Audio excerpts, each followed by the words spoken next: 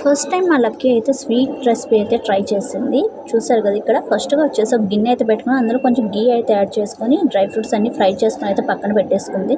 అందులోనే తురిమి పెట్టుకున్న క్యారెట్ తురుము అయితే వేసి ఒక బౌల్ క్వాంటిటీ అయితే తీసుకుంది. అది బాగా మంచి కలర్ చేంజ్ అయ్యి మంచి స్మెల్ అయితే వస్తుంది. అప్పటి వరకు ఫ్రై తీసేసుకుంది పక్కకి. ఆ తర్వాత ముందుగా నానబెట్టుకున్న సగ్గుబియ్యం కూడా 1 కప్ అయితే వేసేసుకొని ఒక గ్లాస్ వాటర్ వేసుకొని ఒక 5-7 మినిట్స్ అయితే బాయిల్ చేసుకోవాలి.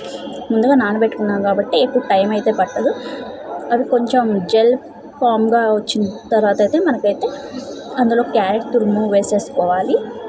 ఆ తర్వాత అందులో ఒక హాఫ్ లీటర్ వరకు అయితే పాలైతే యాడ్ చేసి కాచి చల్లార్చిన పాలు వేసేసుకొని 1 కప్ షుగర్ కూడా వేసేసుకొని బాగా బాయిల్ చేసి ఒక 5-10 మినిట్స్ బాగా ఉడికించుకుంటే పచ్చి స్మెల్ పోతుంది క్యారెట్‌ది.